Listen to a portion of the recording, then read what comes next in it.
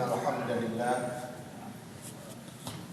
نحمده ونستعينه ونستغفره ونعوذ بالله من شرور أنفسنا ومن سيئات أعمالنا من يهده الله فلا مضل له ومن يضلل فلا هادي له أشهد أن لا إله إلا الله وحده لا شريك له وأشهد أن محمدا عبده ورسوله لا نبي بعده اللهم صل وسلم وبارك على محمد وعلى آله وصحبه ومن تبعه بإحسان إلى يوم الدين أما بعد. Bapak-bapak, ibu, kaum muslimin, kaum muslimat rahimakumullah. Puji dan syukur kepada Allah Subhanahu wa taala yang masih memberikan kepada kita nikmat iman serta Islam. Kemudian salawat beriringan salam kepada junjungan kita Nabi Muhammad sallallahu alaihi wasallam. Kaum muslimin, kaum muslimat, hadirin dan hadirat rahimakumullah.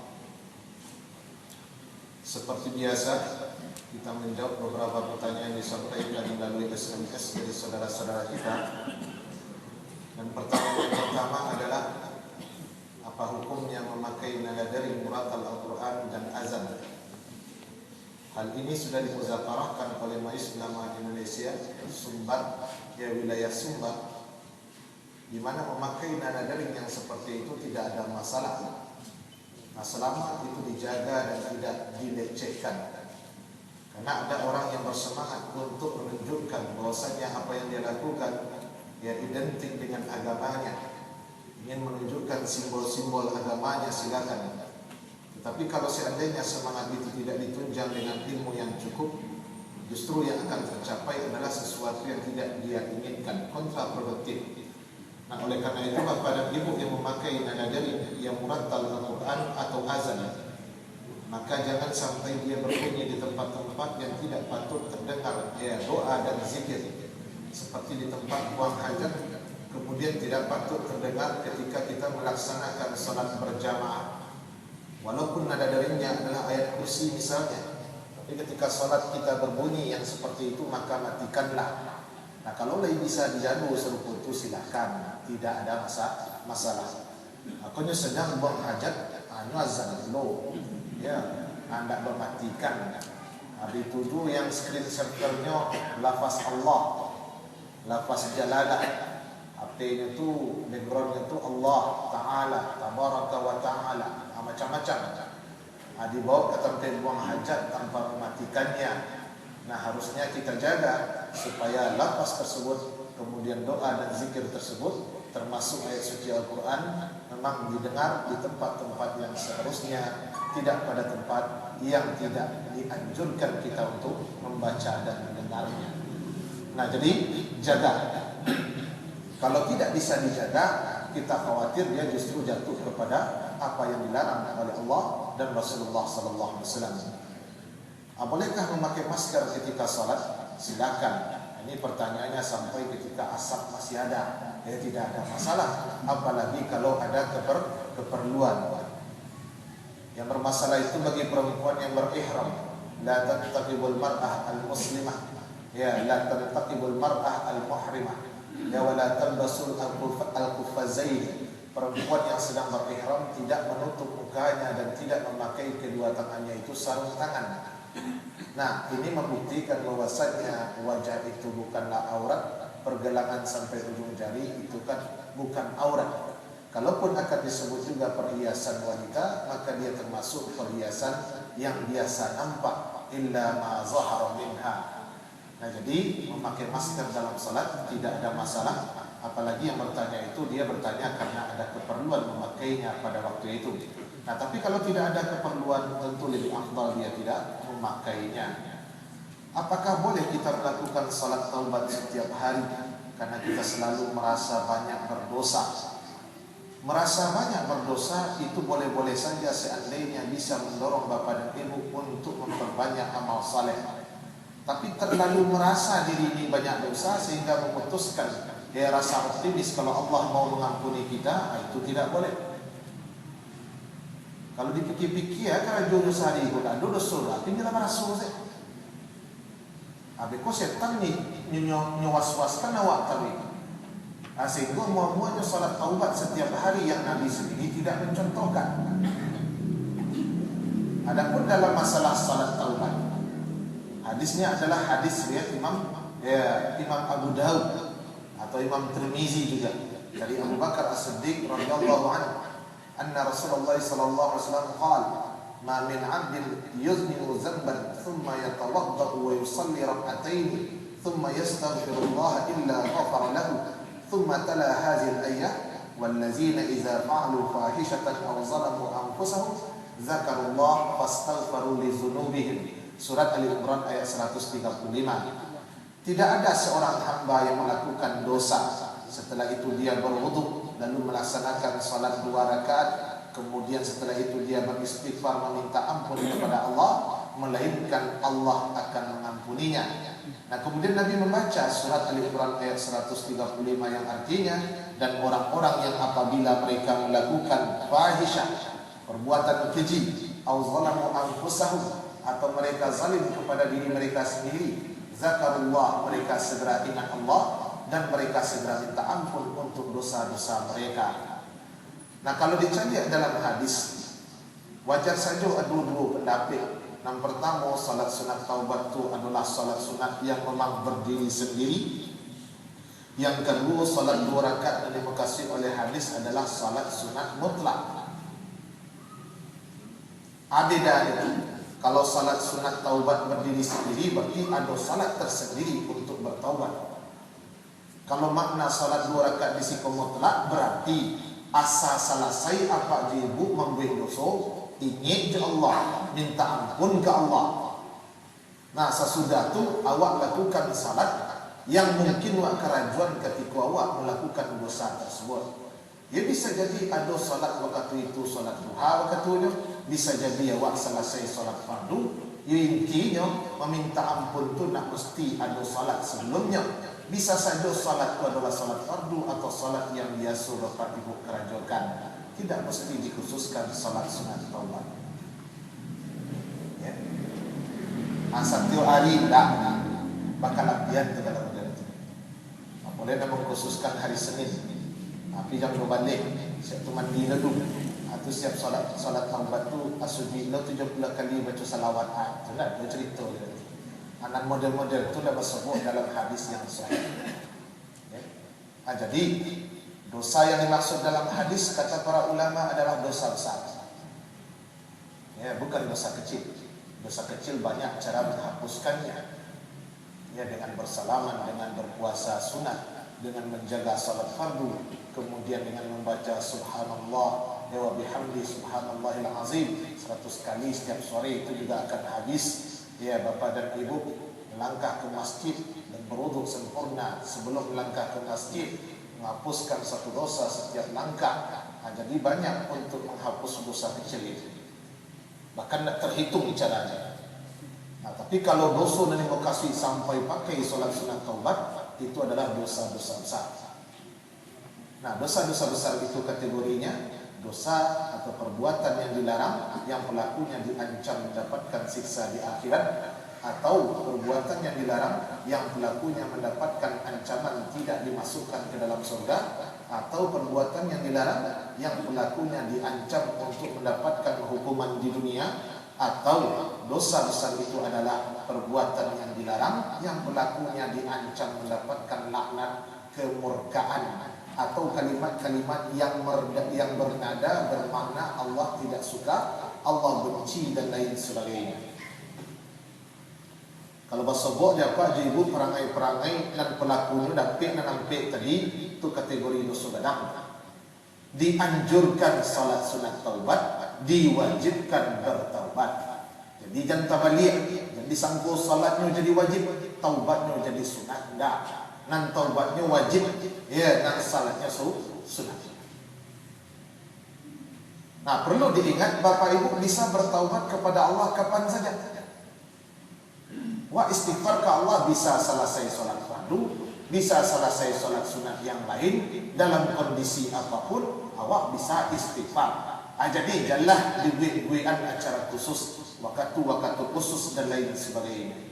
Karena Nabi sendiri tidak mengkhususkan dan tidak menentukan waktunya. Kalau ada apa ibu dan suku salat sunat taubat itu malam hari, silakan. Dengan pertimbangan malam hari lebih tenang dan lebih hening, sehingga kita bisa lebih fokus dan bisa lebih memuhasabah diri, introspeksi dan menyesali perbuatan dosa yang sudah kita kerjakan. Kalau itu pertimbangannya, dipersilakan. Ya, nah, jadi jangan berlebihan. Sesuai dengan apa yang ada sajalah. Nah, jangan berlebih-lebihan. Ada puasa 1 Muharram dan puasa Asyura, ada. Puasa 1 Muharram dengan niat puasa bulan haram, silakan. Ya, puasa 1 Muharram dengan niat puasa tahun baru tidak dibolehkan.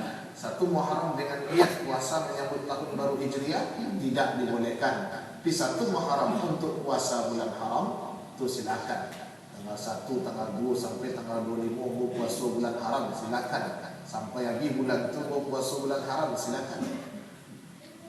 Puasa Asyura ada, ya. Dan itu tidak meniru hari raya orang Yahudi. Makanya dianjurkan tanggal 9 juga puasa, tanggal 10 juga puasa. Ini pertanyaan ketika sedang ributnya puasa Asyura.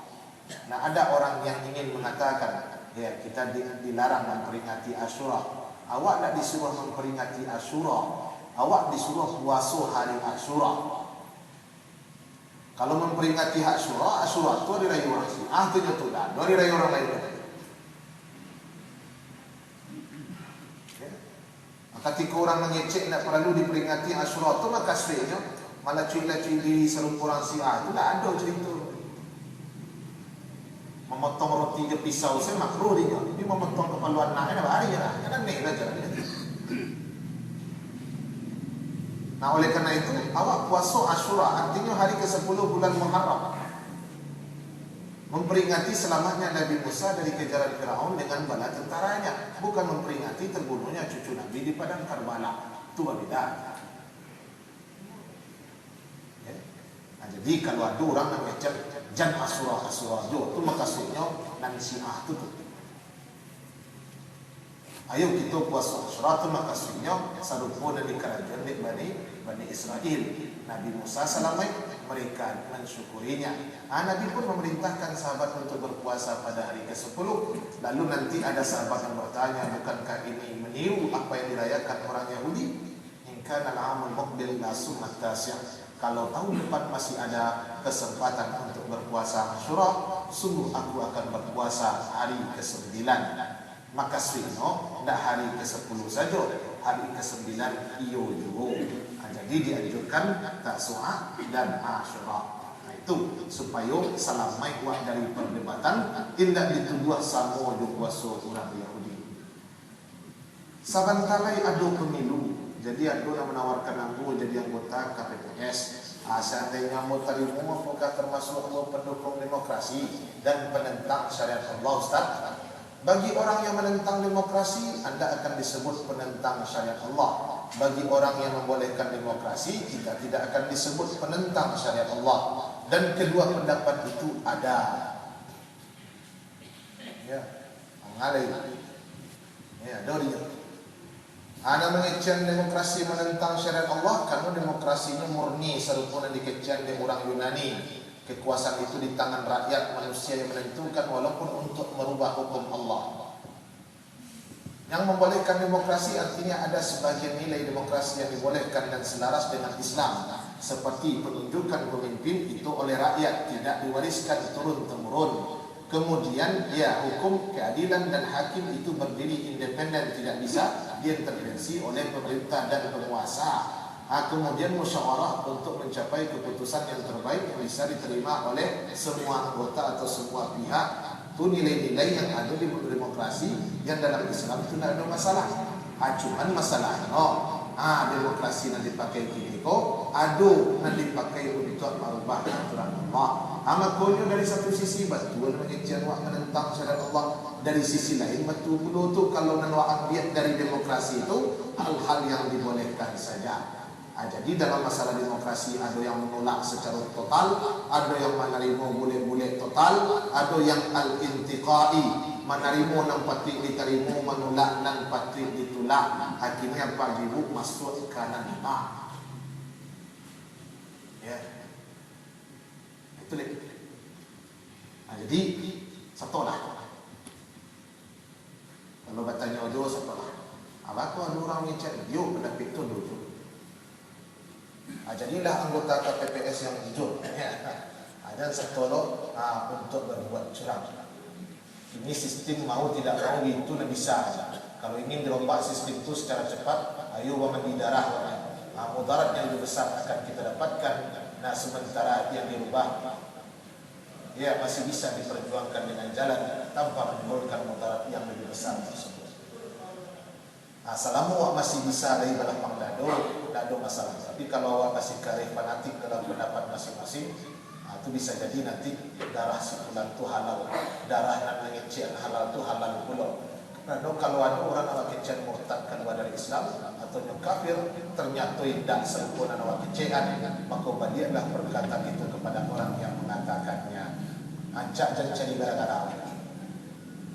Ya, berjuanglah dengan metode masing-masing. Selama itu masih dalam perdebatan, kita tidak boleh fanatik. Karena perbedaan pendapat itu munculnya bukan karena hawa nafsu dari para ulama, tetapi itu karena ada dalil yang membuat mereka memiliki kesimpulan yang berbeda. Apa salahnya jadi seci hadis mencari tuan sehingga ada perbedaan pendapat.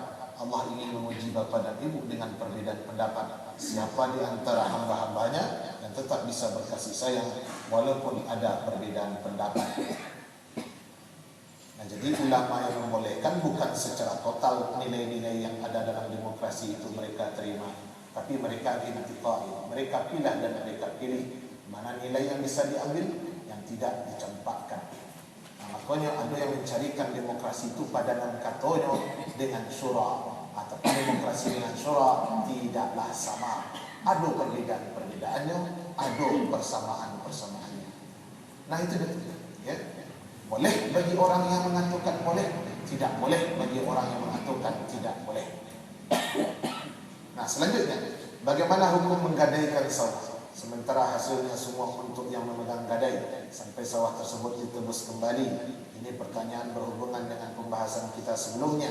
Ya, pertanyaan yang mengatakan bagaimana hukum gadai dalam Islam, kita sudah jelaskan secara rinci. Kalau kita menggadaikan sawah, lalu mengizinkan orang yang memagang untuk mengendalikan atau memanfaatkan sawah tersebut, maka itu dibolehkan dengan catatan ya keuntungan yang dia ambil dicatat sebagai pelunasan hutang. Nah, ketika yang dia ambil dari sawah tadi sudah seharga dengan apa yang dia pinjamkan, maka otomatis sawah itu dikembalikan.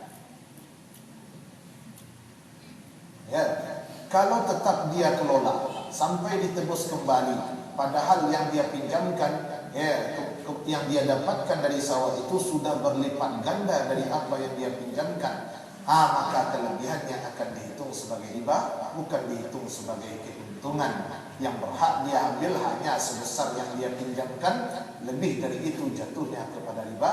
Wajhun min wujuhir riba, itu adalah salah satu bentuk di antara bentuk-bentuk riba. Jadi kalau yoka mengelola sawah yang digadaikan, minta izin ke orang yang menggadaikan. Kalau nyolah mengizinkan, maka kelolalah, ambil manfaat sangadang dan awak pinjamkan. Nah, kalau seandainya manfaatnya alun sebanyak dan awak pinjamkan, maka silahkan kelola taruh sampai haragunya samo jua pun dan awak pinjamkan. Atau nak dikelola sama sekali, mintalah panuh sabarapu dan pinjam. Akulah dia dari sawahnya separuh dari apa yang awak pinjamkan.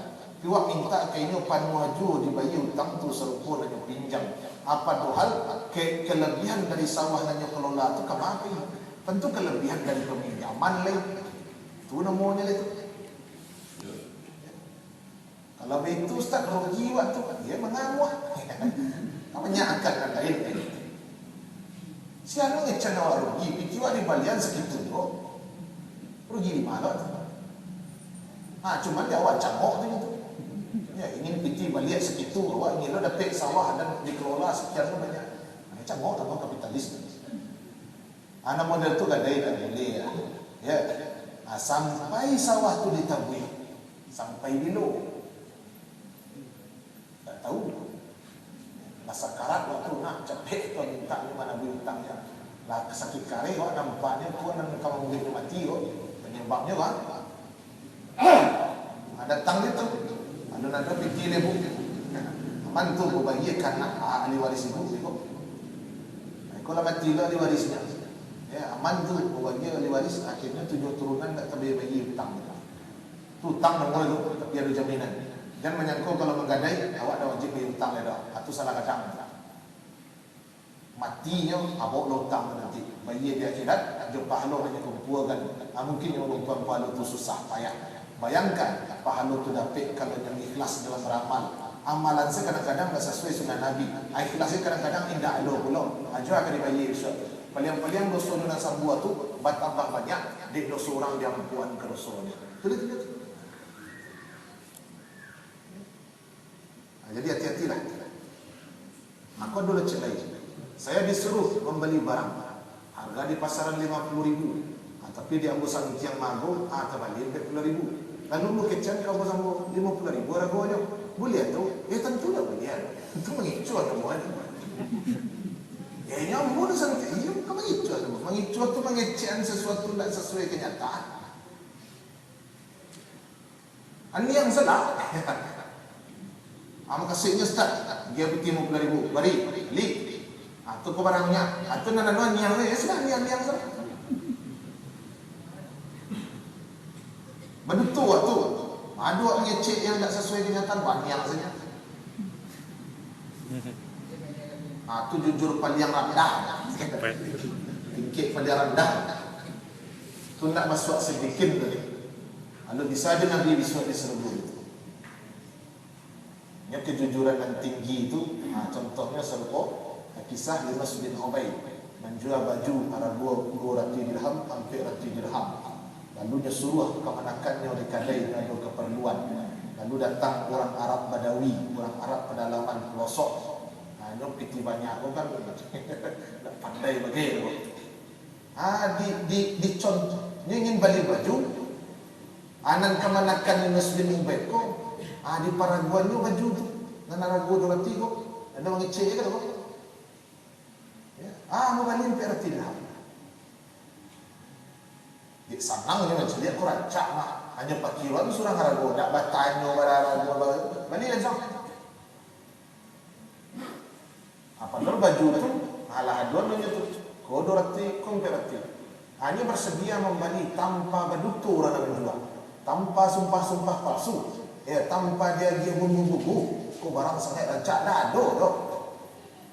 Dibandingkan dengan 200 itu dengan harga 400. Pulangnya masuk Yunus bin Ubaid. Yunus bin Ubaid tahu kau baju dari kedainya. Ditanya berapa beli? Dijawabnya 400 dirham. Salah, kau baju harga 200. Dari mana kau tahu? Aku nak punya kedai mah. Tahu tak kau berapa? Kau kan bahasa awalnya, kau bahasa Arabnya nak punya tu. Bahasa Arabnya. Bahasanya saya cari kitab dia. Nah kemudian apa katanya? Semoga Allah merahmatimu, engkau sudah jujur kepada saya. Di kampung saya bisa jual 500 dirham. Itu dia tak kicau, dia tak enak kan? Ada pembeli nama dia tu kini tu. Cuma lah kalau ayo kurang ajar apa ya? Pangicua, solat senar rajin di pangicua juga. Hanya tak. Semoga Allah merahmatimu. Di tempat saya bisa dijual 500. Anak namu masih kari. Akhirnya dibandingkan dengan perati. Anak 200 dibandingkan. Di daerah mana baju dan perati dirham. Kan tak ada betul begini. Tapi tidak itu yang dituntut dalam sedikit. Pedagang yang jujur atau jujur man nabiyina was-siddiqina. Pedagang yang jujur kelak bersama Nabi dan bersama siddiqina. Artinya dia tidak ingin memberi orang dirugikan walaupun orang itu bersedia memberi apa yang dia punya. Dia tidak ada mengecek apa berarti kalau buka demi Allah sumpah modalnya tak ada. Yang orang membeli itu langsung laki hatinya ke barang. Dibandingnya barado betul. Mungkin yang menyangkul atau balik murah pula. Maklumlah orang dari jauh. Ternyata justru tabali mahal. Dan orang yang punya kadai tak rela kalau orang salah balik. Padahalnya tak ada duto, tak ada sumpah palsu, tak ada mandoan-doan dan lain sebagainya. Ancak kalau itu pakai cian, kamu bisa membelinya sampai puluh pak. Kalau pada biar boleh buang biasa, ambillah cian. Tapi kalau kecil model tu start betul kecilnya tak boleh ambil pak. Cari orang lain suruh beli ya. Jadi. Tapi kalaulah jadi semacam adat, al-urf muhakkamah. Adat istiadat bisa jadi sandaran hukum atau patokan hukum.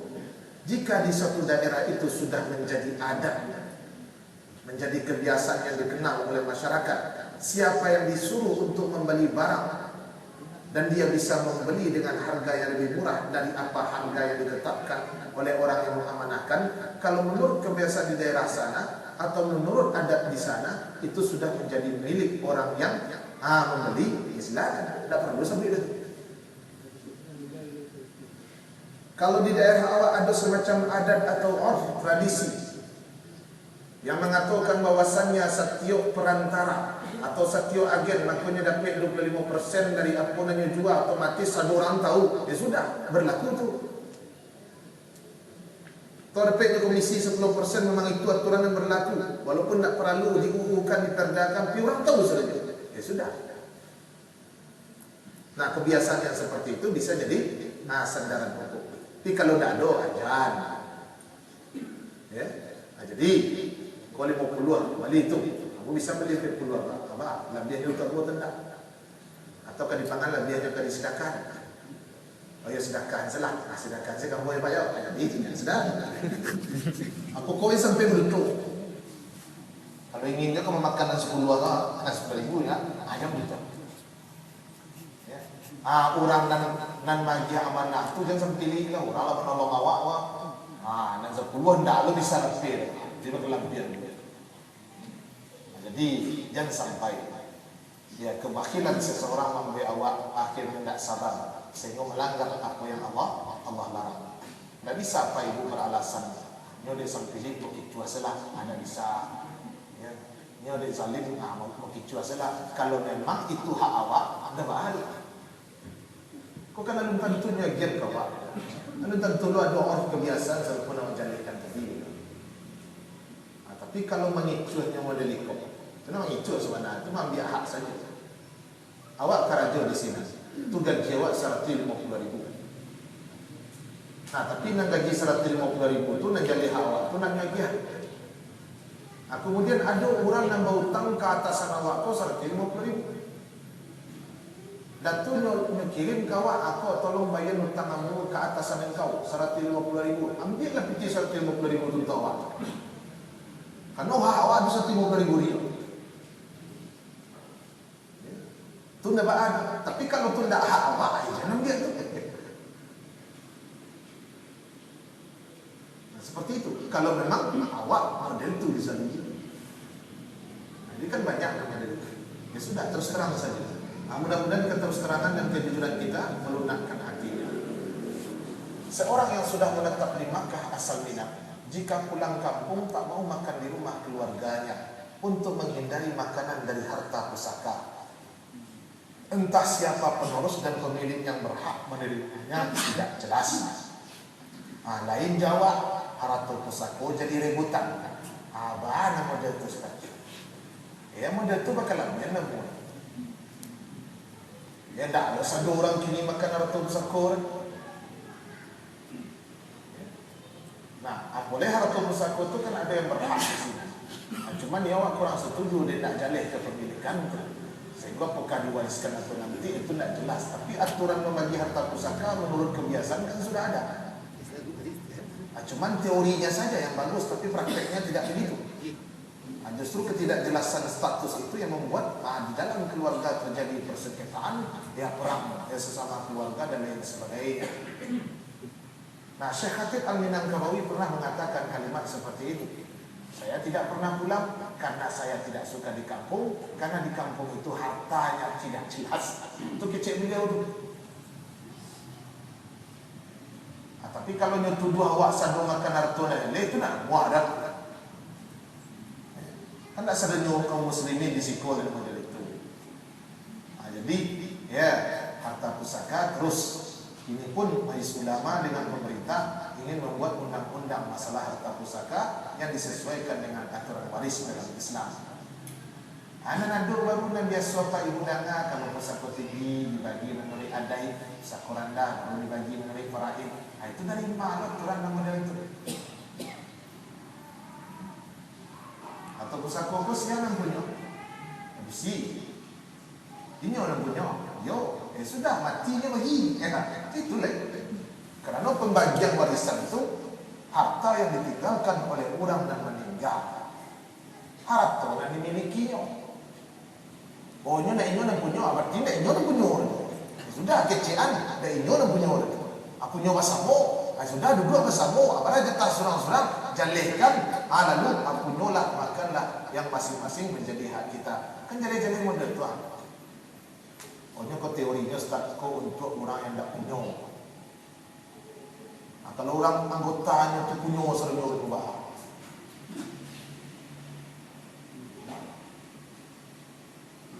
Aduh tabik ada tu bersako. Jadi siapa nak menciang lah. Nah, dia menciang tu lah. Ya, ini lebih cuplik seringnya apa? Kalau teorinya untuk anggota keluarga yang kurang-kurang, pun ada kurang lah, apa?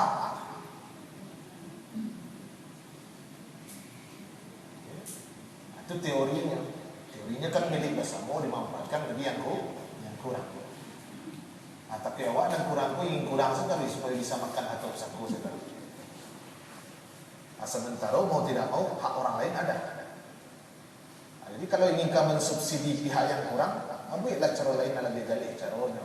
Nah, banyaklah kritik dan banyak permasalahan dan sampai kini belum selesai dalam masalah harta pusaka. Tapi ya, di antara alasan orang-orang yang sudah lama di Saudi tidak pulang adalah tidak mau makan harta pusaka.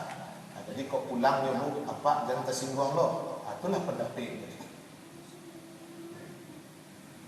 Apa ini beraja ke Makkah pulang sase. Tidak mau dia tebak. Ya, itu pendapatnya terserah. Kau punya banyak piti belanja di pasar makan di kau itu terserahnya lah. Ya, tolong jelaskan tentang zakat harta dan zakat buah-buahan. Apa saja yang wajib dizakatkan dan bagaimana cara menentukan nisabnya. Zakat adalah pengambilan dari harta dalam jumlah tertentu, kemudian harta yang sudah memiliki syarat tertentu untuk golongan tertentu. Pengambilan dari harta tertentu, kadar tertentu untuk golongan tertentu. Nah, itu makna dari zakat. Nah, sedangkan makna harta adalah segala sesuatu yang bisa Bapak Ibu kuasai dan bisa memanfaatkannya sesuai dengan kegunaannya menurut kebiasaan. Ya. Zakat secara syar'i harta yang dikeluarkan dari harta yang memenuhi syarat tertentu, jumlah yang dikeluarkan tertentu dan diberikan kepada golongan tertentu. Nah, yang harta artinya dalam agama sesuatu yang bisa Bapak Ibu kuasai. Kemudian dia bisa digunakan sesuai dengan manfaat yang melekat pada sesuatu tersebut menurut kebiasaan. Nah, jadinya bisa disebut harta di dua hal. Yang pertama bisa dimiliki atau dikuasai, dan kedua ini bisa digunakan sesuai dengan fungsinya menurut kebiasaan. Apapun itu namanya harta. Nah, tapi kalau tidak bisa dikuasai secara mutlak atau secara total, maka itu tidak harta. Atau dia kita miliki secara total 100% sempurna milik kita, tapi tidak bisa dimanfaatkan menurut fungsi yang melekat pada diri sesuatu itu, maka itu bukan harta namanya.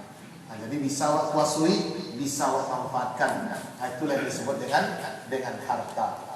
Nah, selanjutnya di dalam Al-Quran, syarat-syarat harta yang wajib dizakatkan. Ya, kajiannya agak panjang, cuman jalihkan saja sesuai pertanyaan. Zakat harta secara garis besar, kemudian zakat buah-buahan, bagaimana pendapat ulama tentang masalah itu. Nah, kini syarat harta dan wajib apa ibu zakatkan. Yang pertama al-milkut tam, kepemilikan sempurna yang didapat dengan cara halal. Makanya ketika awak berkongsi diorang, hasilnya bagi dua lah, sampai senisab jatah masing-masing, baru dikeluarkan zakatnya. Jangan awak kaluan dulu sudah tu baru awak bagi. Kenapa? Karena kalau dikaluan dulu nam punya sia, nam punya tak surang, nam punya bersama. Zakat tu fardu ain, kewajiban bagi setiap individu, bukan kewajiban yang malaki kalau awak berkerja sama. Tak. Ya kalau bagi Ustaz tak jadi awak berzakat dah. Ya tak berzakat akan bersedekah bisa juga. Ada orang yang kongsi-kongsi sawah tu, Abu Ustaz kalau panen bukan luan saja. Walaupun nak sampai risap dia bukan luan saya zakat. Itu kan orang hati nombor. Kau hebatnya sama lainnya tapi enggak tentu lah aturan dah. Hebat ibu ya. Orang berada kata luar ibu walaupun nak wajib bukan luan dia. Ayo sampai yang. Cuma tak zakat nama orang itu. Ya, sedekah nama orang. Awak kau akal zakat, kasih sedekah lah nama orang itu salah. Okey, tapi jangan sampai nak tentu aturan semua sekali lah. Jadi awak setiap panen awak keluar, aku zakat, kamu kasih sedekah terserah lah. Sampai situ saja. Dan awak menuntut ilmu supaya lebih faham tentang zakat. Jangan gara-gara malih menuntut ilmu bisa berkurang kualitas amalan bapa dan ibu. Ya kok sedekah lah, kok zakat lah okey. Tapi kualitas hidup dalam beribadah akan tinggi lebih. Kan beribadah tak ada pemahaman nama orang. Walaupun Allah nak akan menyanyikannya, tapi awak dituntut beribadah nak modal itu. Habis solat tu terserah, pasal Allah itu nama dan sah salah dari Allah. Mana ada modal tu? Dan sahnya salat itu masjid, itulah dia. Salat rawatib, itulah. Kok salat sunat wudu, itulah. Nak namu modal tu. Jadi kepemilikan sempurna haratu tu. Tapi ini dampingnya dia cara halal, tak cara haram dah. Yang kedua, an-nama haratu tu berkembang. Nya bisa dikembangkan atau nya punya potensi dikembangkan. Kalau masuk kini nya bisa mendatangkan keuntungan yang lain. Ketika apa ibu punya baju tu atur. Bisa awak kuasai baju tu, bisa secara sempurna awak memilikinya. Bisa awak manfaatkan baju tu sesuai dengan fungsinya. Bisa fungsinya awak pakai. Tu haratu. Kini dalam haratu model tu ada zakat tak? Tidak. Kerana yang ada zakat tu nan bisa mendatangkan keuntungan lain. Kalau jaket atau blazer atau jas itu apa ibu sewakan, barentalan datang keuntungan lain. Selain awak memakai, baru dituang tu hasil rental tu untuk keluar zakat. Kalau apa punya oto tu haratu tu tak. Haratu itu adalah segala sesuatu yang bisa dikuasai. Kau awak yang punya, bisa dikuasai. Dimanfaatkan sesuai fungsinya. Itu fungsinya transportasi, bisa awak manfaatkan. Artinya haratu itu. Tapi kalau itu kau hasil tanah, pencurian, tulisan. Itu dibalikan balik ke tempat orang yang punya. Jadi keluar zakatnya untuk menghalalkan itu kau pakai, kamu keluarkan 2,5%. Memang 2,5%, 50% lo keluar, ada kado. Tapi kalau itu apa pakai untuk kerja, ibu pakai untuk menolong ibu, bantu memenuhi kebutuhan pokok. Untuk itu saja, tidak dituang zakatnya. Tapi kalau itu apa aja pelakunya datang keuntungan lain, dia di samping awak memakainya secara pribadi, maka keuntungan yang lain itulah yang akan dihitung zakatnya. Apa ibu punya tanah? Tanah itu apa biasa model itu? Atau apa ibu punya tanah? Atau beli rumah di sini awak surang nama pakai? Tidak dihitunglah zakatnya. Tapi awak punya tanah, awak sewakan ke orang, ijarah, hitunglah sewanya. Atau awak punya tanah, awak beli rumah, atau awak beli kos-kosan di sana, hitunglah hasil kos-kosan itu. Ya? Itu yang dimaksud nama haratu yang bisa mendatangkan keuntungan lain. Baru dituangnya. Tapi kalau awak sana memakai, maka itu tidak dihitung. Yang ketiga, harta yang wajib dizakatkan mencapai nisab, kadar minimal harta yang wajib dizakatkan. Kemudian yang keempat, harta yang wajib dizakatkan adalah di luar kebutuhan pokok. Kalau masih dibutuhkan untuk kebutuhan pokok, berarti tidak melekat kepadanya untuk mengeluarkan zakat. Kecuali nanti dalam masalah hasil pertanian, itu tidak dimasukkan kebutuhan pokok. Barada asal sampai sebesar keluar, tidak dikeluarkan dulu kebutuhan awak sehari-hari. Yang kelima, kepemilikan harta tersebut sudah lewat masanya 12 bulan Qamariyah. Ingat, bulan Qamariyah, bukan bulan Masehi. Jadi tuangannya bukan Januari, Februari, Maret, April, enggak. Tapi tuangannya adalah Muharram, Safar, Rabiul Awal, Rabiul Tsani, Jumadil Awal, Jumadil Tsani. Lah lewat 2 bulan kepemilikan barang tadi wajib dikeluarkan ketika sampai haulnya. Tapi kalau belum sampai 2 bulan, mungkin 8 bulan baru start, iwak nasabah ingin mengeluarnya, ya sudah, menyegerakan mengeluarkan zakat itu boleh, dengan catatan ada jaminan, ya nisabnya tetap terjaga ketika haulnya sampai. Haulnya bulan Muharram tahun bisu. Kini bulan Zulkaidah baru lawak keluarkan. Ketika awak mengeluarkan itu ada kewajiban lain. Tapi awak boleh menyegerakan mengeluarkan zakat. Nanti pas bulan Muharram nisab harta yang awak pegang itu indah kurang, sahlahnya sebagai zakat. Tapi ketika haulnya datang, nisabnya kurang sebelum haul datang, maka nan awak keluar tadi berubah, otomatis jadi sedekah sunat. Menyegerakan dibolehkan, menunda tidak dibolehkan.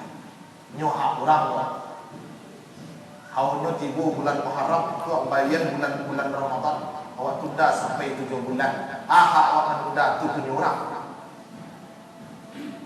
Ini kan ada menyingaju bersedekah atau berzakat bulan Ramadan. Padahalnya haulnya datang sebelum bulan Ramadan. Bulan Rajab, bulan itu haulnya. Wajibnya keluar bulan itu. Tanggung start sebulan ni masuk Ramadan. Tak ada tanggung lah. Kerana awak keluarkan tu bukan hak awak tu, tapi tu hak orang yang Allah manakan ke apa je. Ada alasan menunda dengan mengatakan awak malaki Ramadan lah, awak ingin mencari waktu nan pas lah, ada cerita.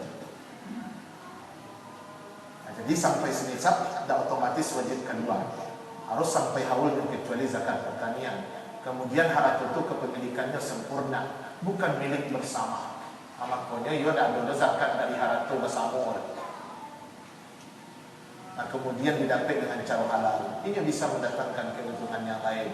Keuntungan yang lain itulah yang akan dihitung zakatnya. Di luar kebutuhan pokok, 5 syarat harta yang wajib dizakatkan. Asabrillah aku saja. Asalnya bisa dikuasai, asal bisa dimanfaatkan menurut fungsinya, menurut kebiasaan. Nah itu zakat harta. Ya, pengertiannya, kemudian syarat-syarat harta yang wajib dizakatkan. Nah kita lanjutkan sesudah azan isya.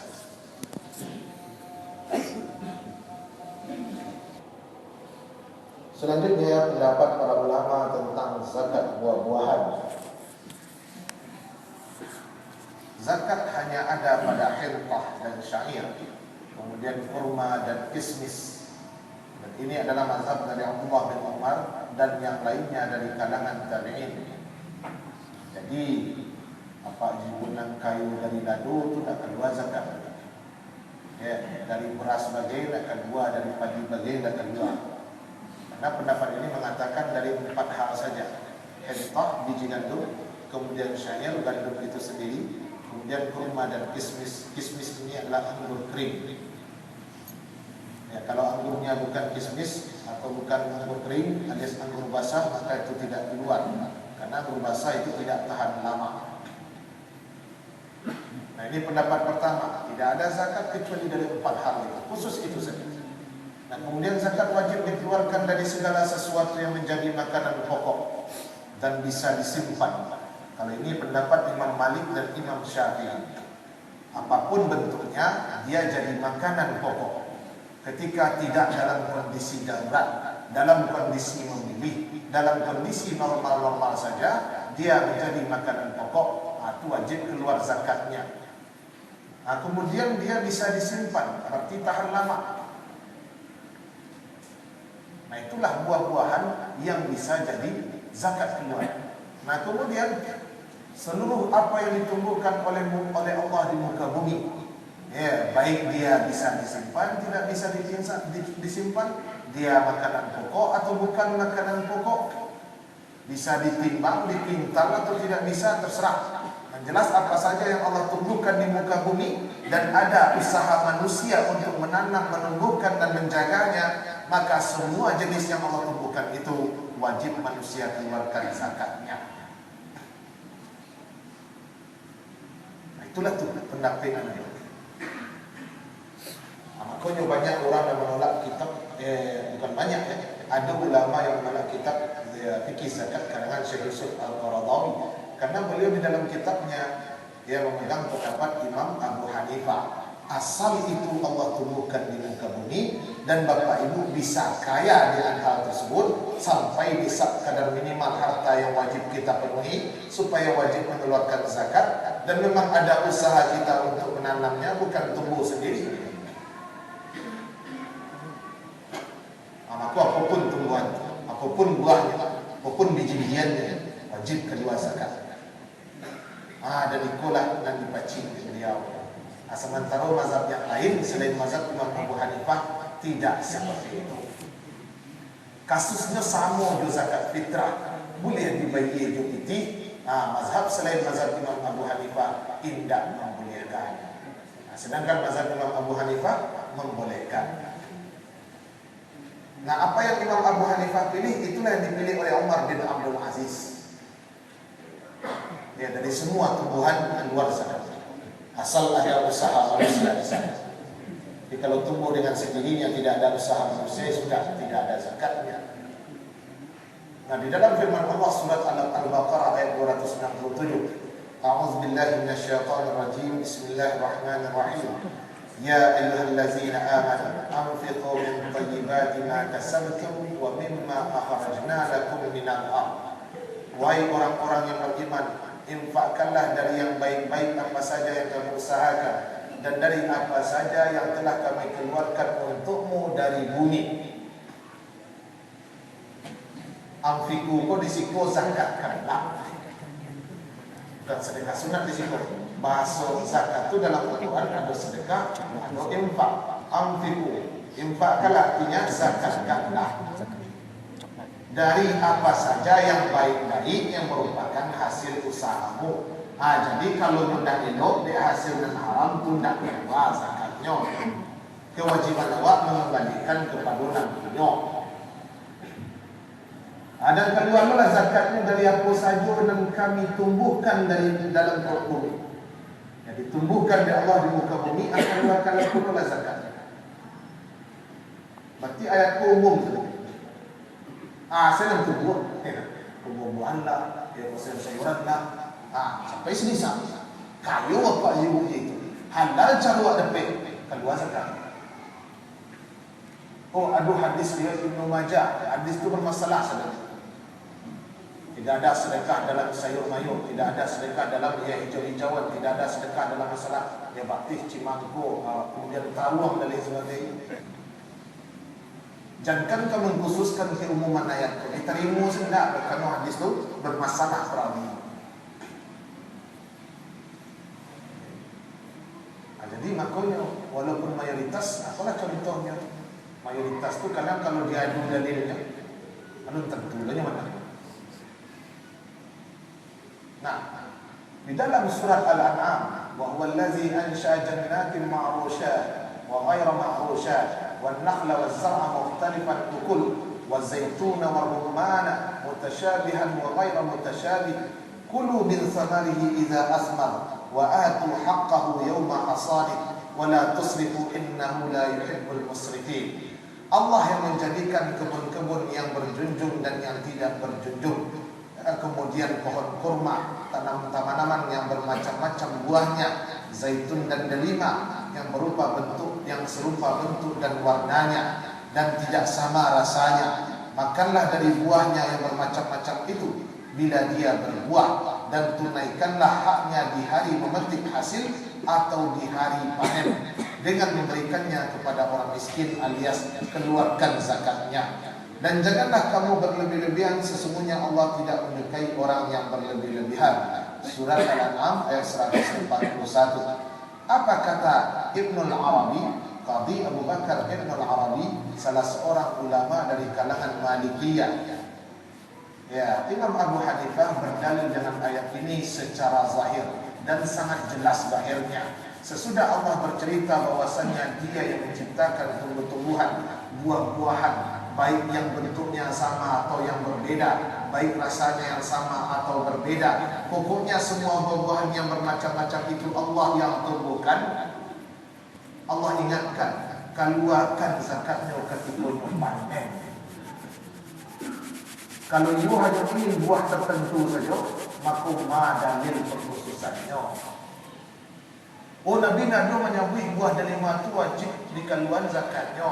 Untuk Nabi menyebut lain, jo ayat tadi itu sajalah cukup. Apa yang Allah keluarkan dari muka bumi, keluarkan zakatnya. Kalau cukup itu, kalau disambut cecek nama buah-buahan itu banyak hadis itu. Dari buah merawai sampai buah jambu, sampai buah mangga dan lain sebagainya. Padahal Nabi tadi bahasa itu tinggi, sekali baca satu kan jadi hadis-hadis namanya buyan itu bukan pengkhususan. Apalagi kalau diadu itu kaidah zikru afrad, zikru ba'da afradil 'am la yufidu takhsis. Menyebutkan anggota-anggota sebahagian dari yang umumnya, maka itu bukan pengkhususan. Ya, contohnya jamaah haji Indonesia alah pulang. Tu ada berita lain. Jemaah haji payah kumbuh lah balik ke tanah air. Lain mungkin kesimpulannya jemaah haji payah kumbuh saja nak balik nak lain alun.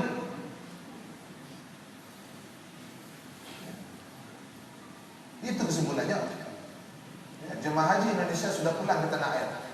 Atau dibuat berita kedua, jemaah haji payah kumbuh sudah pulang ke tanah air atau kampung halaman masing-masing.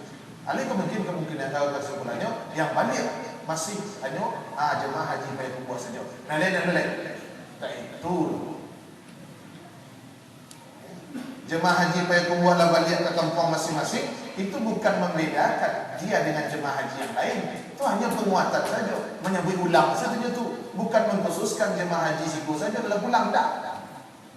Kini Allah katakan keluar zakat dari apa yang kami tumbuhkan di muka bumi. Itu di dalam hadis disebutkan keluar zakat ya anggurnya, keluar zakat kurmanya. Berarti dua itu saja keluar. Tidak. Orang purawih memang enggak ada. Dua Allah sabui, dua Nabi sabui. Untuk hadis sabui lain. Kalau cukup itu ya, keluar zakatnya ketika panen. Wak punya kebun apel. Tak balik rumah sekian banyak di hasil panen apel tadi. Atau kecewa, tidak wajib keluar zakat tu setengah. Baru itu, dah ada apel dalam hadis tu.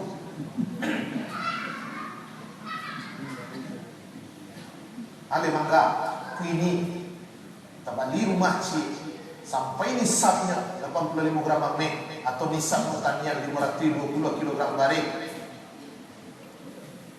Sampai panen wak saharago itu. Telah masa ngecen dah dua hadis. Carilah mangga. Adalah bahasa Arab mangga. Bahasa Arab mangga ada. Makanya di Mesir di Arab mangga itu bahasa Arabnya manggo. Apa dulu nak dulu bahasa Arab. Serempan di internet apa suara Ustaz internet dia aja. Ya, Soekarno apa suara Ustaz? Ya Soekarno ini. Makanya dulu mangga Soekarno di Mesir. Ladu.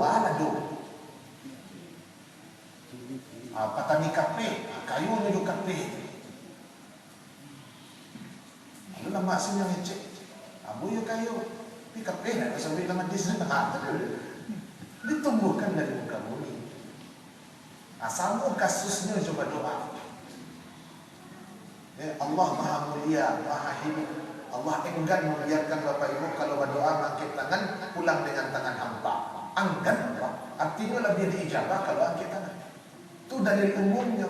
Lalu dalam hadis-hadis lain, Nabi sebelum berperang angkat tangan lalu mulai berdoa. Nabi tagak di Arafah di satu tempat lalu mulai berdoa. Lalu apa kesimpulan Nabi berdoa ketika akan berhadapan dengan musuh, ketika di Arafah cik selebihnya enggak. Itu apa kesimpulannya itu? Dan umum kan ada Tuhan. Menyambut beberapa tampil Nabi mangkit tangan bukan untuk pengkhususan. Sehingga Imam Nawawi jali-jali mengatakan siapa mengecil Nabi mangkit tangan hanya pada tampil-tampil tertentu sesuai dua hadis, itu pendapat yang batil tu. Kalau menyebutkan tampil-tampil tadi bukan pengkhususan dari yang umum. Itu dari makasih de kaidah menyabian anggota-anggota dan umum alun tentu otomatis untuk mengkhususkannya. Karena kalau itu mengkhususkan makanan umum dengan khusus hukumnya pasti berbeda dan biasa. Hukumnya sama. Hadis umum mengecek langkah tangan. Nabi di Arafah itu mengecek langkah tangan. Kemudian Nabi ketika akan berhadapan musuh langkah tangan. Kalau ia ke pengkhususan, maka khusus tidak sama hukumnya dengan umum. Mangkit tangan. Kalau nak mengkhususkan, itu hadisnya ketika ketua Jumaid. Qabbahkallahu hazaini al-yadaini. Allah burukkan dua tangan ini ketika Bishr bin Marwan ketika ketua angkat tangannya. Ada tang Ibnu Rumaybah mengecek Nabi cukup isyarat jari saja nak angkat tangan. Itu baru pengkhususan namanya.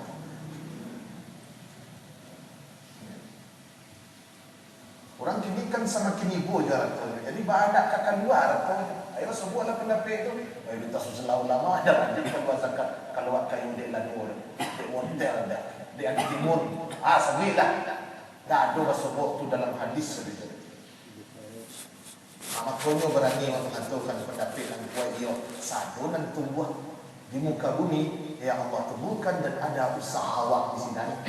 Melakukan luar zakat. Nah selanjutnya fi masaqatis sama'u wal 'uyun aw kana asariyan al-'ashr kama suqiya bil nadhi nisful 'ashr. Hadis Imam Al-Bukhari. Apa saja yang disiram oleh air dari langit atau mata air maka dia keluar 10%. Masuklah doa tu, masuk bazin jannah. Masuklah kuih awak. Bila kacang panjang, kacang pendek, bawang perai, bawang mahal, bawang gratis, terserah. Perai rumah itu. Itu kan namanya sesuai dengan namanya. Tapi kalau jadi nadah itu artinya aduh untuk tukang bawa air siram kebun. Atau tiap hari itu tu. Kalau jawab irigasi namanya ini. Itu seperti setengah dari 10%, hanya setengah 5%. Nah kini awak punya dari buah-buahan. Awak punya kebun limau satu luas dengan luas di sana. Cuma nanti perbedaan pendapat. Orang yang mengatakan semua yang tumbuh di muka bumi ada keluar zakatnya.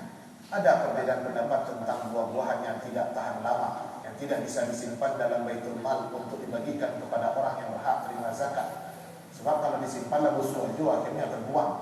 Untuk dan model itu maka dihitung dari harago penjualannya. Barang harago bareh ini sekilo 520 kg bareh. Kalau panennya seharago 520 kg bareh, maka keluarlah 5%. Kalau inyo pakai irigasi atau pakai mesin untuk menyiramnya, atau nyoh mengandalkan hujan saja, maka keluarlah 10%. Tapi sebagian ulama lain mengeluarkannya 2,5%, karena sudah berbentuk uang yang keluarkan, bukan berbentuk buah-buahan lagi.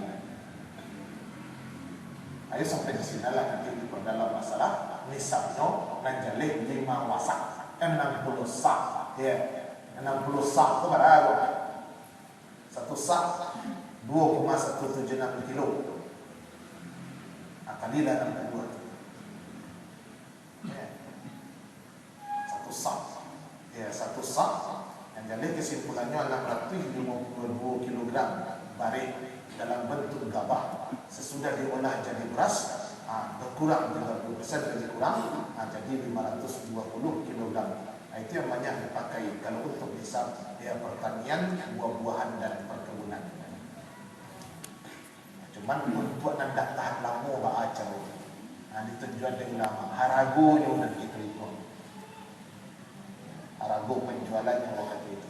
Kalau sampai nanti panen apa ibu lado tadi 520 kilogram balik.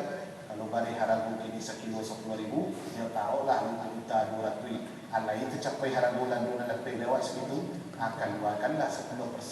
Kalau seandainya nak pakai obligasi, keluarkanlah 5%. Kalau ada usaha membeli air menyiram dan lain sebagainya.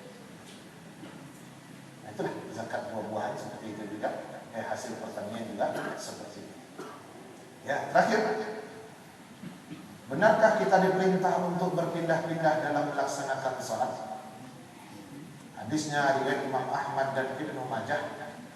Yanha Rasulullah sallallahu alaihi wasallam an salasin, an naqratil ghurab, an iftirasis salwa, wa an yuwatina ar-rajulu al-maqama kama yuwatinu al-ba'ir. Nabi sallallahu alaihi wasallam melarang dari 3 hal. Ya. Nabi melarang kita seperti patukan burung gagak, burung. Kemudian Nabi melarang kita dalam salat seperti binatang buas, alias sikunya menyentuh lantai, ketika sujud hendak angkat sikunya dari lantai. Atau namanya iftirasyus sabuh atau inbisatul kalbi, serupa kalbun atau wawau duduk atau rapat ke bawah. Sikunya menyentuh bumi. Ketika nama dari itu Nabi melarang. Nabi melarang seseorang menetap di satu tempat sebagaimana menetapnya unta di tempatnya. Jadi nyosolat di situ, di situ saja. Selalu unta kalau lalu duduk di situ, duduk di situ, di situ duduk. Kalau apa suara bayinya balik ke situ saja. Jadi kalau pakai hadis kok, tak boleh awak salat di situ saja. Kalau itu Ustaz, dah boleh ambil sah pertama saya tahu itu. Itu loh. Tapi pada semua kepacu sah pertama anda baik. Rumah kesulitan tu. Aku kau dapat belakang imam di situ mau tarik. Nah itu maksudnya. Maka swingnya di situ ke di situ. Apa mengkhususkan satu tampik dalam masjid yang apa yang menguasainya sehingga orang lebih capek datang pun tak boleh duduk di situ. Itu contoh konkretnya yang dilakukan oleh mama di Surau-Surau di kampung-kampung yang kemarin dia sembahyangnya di satu dua sisi nak kurang salat baru dia datang. Nampak ni orang tengah sini tu tempat foto. Itu nak terima kasih. Nampak ni sama orang itu lah. Tanya aku lah baca ter gua ada cerita. Kalau awak disuruh untuk baca satu-satu. Kalau jemaah masjid itu 3 orang tentu sama model tuyul tapi itu ada kepindah itu. Nah, kemudian la yusalli al-imamu fi muqamihi alladhi shalla fihi al-maktuba hatta yatanaha anhu. Janganlah imam salat di tempatnya di mana dia salat fardu sampai dia bergeser dari tempatnya. Kalau masalah hadis ko banyak ulama mendhaifkannya tapi Syekh Albani mensahihkannya. Imam Syaukani melemahkannya dalam perawinya banyak permasalahan dan perdebatan. Kemudian Syekh Al-Arnaud juga mengatakan hadisnya baik. Cuma karena ada yang menguatkan hadisnya jadi hasan, tidak jadi hadis sahih. Cuman hadis ini kalau diadu hadis Imam Bukhari ya jadilah sahih Imam Bukhari lebih kuat. Nah, jadi larangan dari mukasfi itu bukan kalau misalnya awak salat fardu atau awak salat sunat di sini itu sebenarnya yang mukasif itu. Imam harus berpindah dari tampil ke salat fardu, tidak harus. Tidak masuk kan tuh harus di situ. Ayajizu ahadukum idza shalla ayataqaddama aw yata'akhkhar aw an yaminihi aw an shimalihi. Apakah kamu tidak sanggup apabila salat itu maju atau mundur sedikit atau ke kanan ke kiri sedikit, bapak salat di situ ke di situ saja? Maka sunnah fardu di sini, sunat di sini, zikir dulu di sini. Dah tak ada pindah agak segini baik atau maka sunnah. Tapi kembali hadis yang dilemahkan belum dan sebagian disahihkan oleh yang lainnya. Nah, tetapi perlu diingat hadis Imam Al-Bukhari la yatatawwa'u al-imam fi makanihi wa lam yasih. Rawahu Bukhari. Imam tidak boleh salat sunat di tempat dia salat fardu, itu tidak sahih hadisnya. Nah, sedangkan yang sahih adalah kana Ibn Umar yusalli fi makanihi alladhi shalla fihi al-fariḍah wa fa'alahu al-Qasim. Abdullah bin Umar, beliau salat sunat di tempat beliau salat fardu, dan itu juga yang dilakukan oleh Al-Qasim bin Muhammad bin Abu Bakar, cucu dari Abu Bakar As-Siddiq radhiyallahu anhu, ya salah seorang dari 7 ulama Madinah. Ya sudah, kalau imam salat di sini salat sunat sudah. Kalau imam pindah sana ya sudah. Awak yang subuh imam dah tentu sunnah, imam salah, itu dah tentu sunnah. Nah, itu salah. Sama imam nak mandu ke makmum, itu salah satu jose. Padahal Nabi mandu ke makmum supaya adu nak dikecen di beliau. Nah, dalam hadis model itu ceritanya ada perintah membalik ke belakang dan lain sebagainya.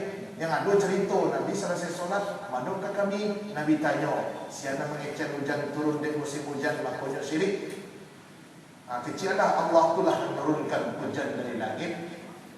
Maka hujan sehari itu aliwa. Jadi musim hujan tentu itu syirik. Tak si musim hujan nak menurunkan hujan, Allah nak menurunkan hujan. Dan Nabi perlu mengecek benda itu. Maka Nabi manduk ke belakang. Berarti kalau Nabi nak jadi kecek, Nabi nak manduk ke belakang. Perlu juga manduk ke belakang supaya orang tahu salat dah selesai. Tentu kalau manduk ke kiblat disangku orang salat terakhir dulu. Hanya maksud hanya bela takbiratul ihram. Yang dulu terakhir itu nak terdengar dia imam baca salam di orang selesai salat. Kali itu boleh. Boleh ya. Untuk menunjukkan rendah hati. Hubungannya tu. Ketika imamnya duduk di muka, dia tegak di muka. Ketika lah tangga dari jabatan imamnya, dia pindah salaman jamaah biasa. Hanya ingin menunjukkan rendah hatinya. Tak sah. Ayat tak mulia tu, dah tentu sunnah dah patut jadi imam. Artinya kalau jadi imam dah. Jadi ada orang kelebihan. Anak namanya salat sunat. Tapi itu lalu aku tempat kosong ya. Itu kelebihan banyak. Adik nak kelebihannya. Ya, kode kawan ni. Go. Kamu situ. Hanya go. Aku itu nak. Kecil ustaz sama betul. Lagi cendera itu kasih. Jadi dalam Sahih Bukhari, Ibn Umar dan Al-Qasim salat fardu di sana, salat sunat di sana. Nabi mengatakan dengan seperti unta. Artinya, mencatat-catat tempat dan melihat orang, di sini hanya awak saja di sini. Berpindah-pindah tu, kalau salat tarawih 2 rakaat tu tak, atau sampai 10 rakaat, itu kan 5 kali salam, itu 5 kali pindah. Tidak ada itu. 2 rakaat pertama belakang imam, 2 rakaat kedua pindah rakaat ke asar kedua. Kalau rakaat ke-2 rakaat ketiga pindah lo asar ketiga. Itu sebab itu pas 2 rakaat kampai asar jampi balik. Jadi pas rakaat kelima 2 rakaat kelima wak di belakang dia tinggal pulang tu. Makin ke ujung solat makin dekat ke pintu saja. Tak begitu. Jadi Bapak Ibu sudah bermanfaat. Dianjurkan berpindah untuk memperbanyak saksi.